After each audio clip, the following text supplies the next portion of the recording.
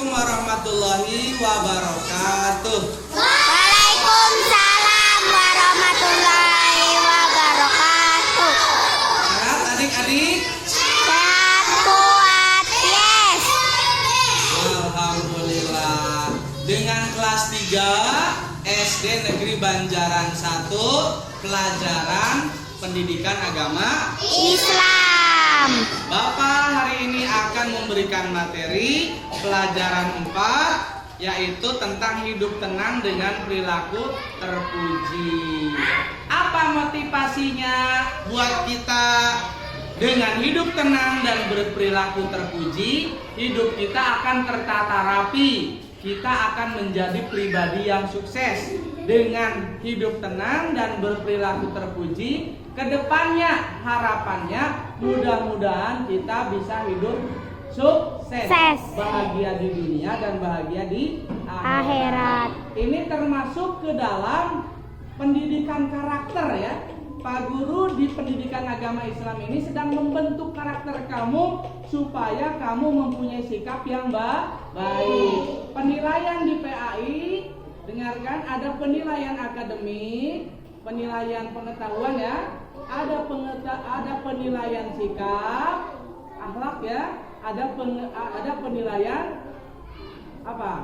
Ada penilaian keterampilan atau praktek ya. Nanti kalau di dalam praktek atau keterampilan kamu akan dinilai tentang sholat ya, bagaimana bacaannya, bagaimana gerakannya. Sekarang Bapak akan membahas tentang sikap ya. Sikap kita supaya menjadi pribadi yang baik harus kita bentuk dari sekarang, dari kelas 3. Yang pertama adalah tanggung jawab. Apa? Tanggung jawab. Tanggung jawab sih apa, Pak? Tanggung jawab secara bahasa artinya kewajiban menanggung segala sesuatunya. Ketika kita berani berbuat, berani bertanggung jawab ya. Sedangkan secara istilah tanggung jawab artinya kesadaran menanggung akan tingkah laku atau perbuatan yang kita lakukan baik disengaja maupun tidak disengaja. Ayo, kita harus jadi pribadi yang baik. Orang baik pasti bertanggung jawab. Contohnya apa, Pak? Contohnya. Nah, ini contohnya nih. Rasulullah telah memberikan contoh tentang tanggung jawab. Beliau tetap bertanggung jawab melaksanakan tugas dakwah yang harus beliau emban sebagai Rasul. Dikasih tugas sama Allah untuk jadi Rasul, tanggung jawab tidak Rasulullah? Tanggung jawab dengan menyebarkan Islam, menyampaikan nilai-nilai keislaman di Jazirah Arab Saudi. Beliau adalah seorang yang dapat dipertanggungjawabkan baik ucapan maupun perbuatannya. Semua perbuatan yang telah dilakukan kelak akan dimintai pertanggungjawabannya, termasuk kita. Kita juga akan diminta pertanggungjawabannya. Ya. Contoh konkret kita bertanggung jawab kepada Allah adalah kita melaksanakan ibadah sholat 5 waktu. Sama Allah disuruh kita tuh diwajibkan aqimus shalat, dirikanlah sholat. Maka kita harus melaksanakan sholat yang 5 waktu. Suka sholat apa tidak? Suka. Yakin? Yakin. Oke.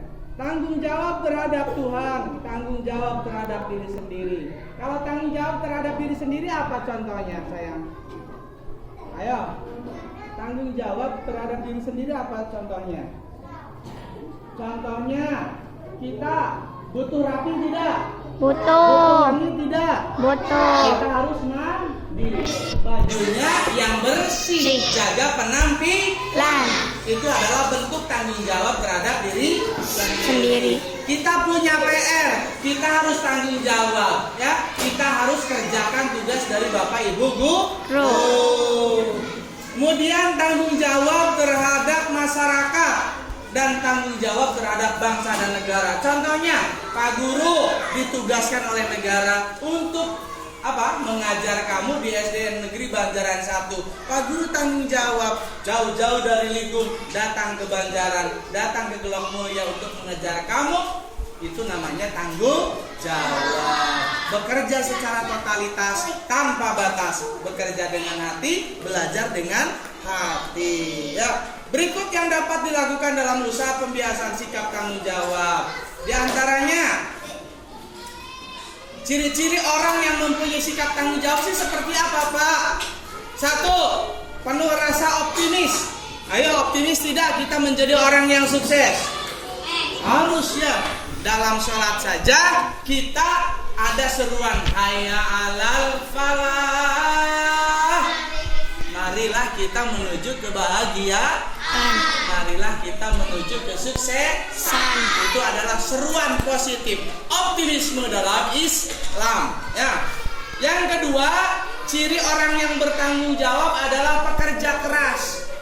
LKS ataupun buku-buku yang ada yang diberikan oleh sekolah dipelajari sendiri di rumah, itu adalah contoh pekerja keras dan itu menopang kepada nilai tanggung jawab. Yang ketiga, mampu mengandalkan dirinya sendiri, tidak bergantung kepada orang lain. Mandiri, mandi sendiri, nyuci baju sendiri, apalagi nyuci sepatu sendiri. Itulah tanggung jawab terhadap diri sendiri. Kemudian ketika ada masalah, tidak lari dari masalah. Ya, kalau dikasih tugas PR tidak dikerjakan, berarti itu namanya lari dari masalah, tidak tanggung jawab. Oke, Pak, manfaat tanggung jawab sih apa, Pak? Pertama, tentunya disenangi oleh Allah Subhanahu wa taala. Ya, rajin sholat, Allah senang. Disenangi oleh orang lain. Si mah tanggung jawab, kerna kasepnya soleh, tanggung jawabnya pinter. Ayo, disenangi tidak? Disenangi. Kemudian yang ketiga, menjadi pekerjaan menjadi lebih cepat selesai, ya. Cepat selesai. Kalau sudah selesai, diganti dengan pekerjaan yang lainnya. Terus berputar. Kita tanggung jawab untuk menyelesaikan masalah-masalah yang ada di hadapan kita. Yang keempat, menjadikan pribadi yang disiplin, ya. Menjadi pribadi yang disiplin. Kunci sukses adalah menjadi pribadi yang disiplin. Sudah habis? Iya. Terima kasih.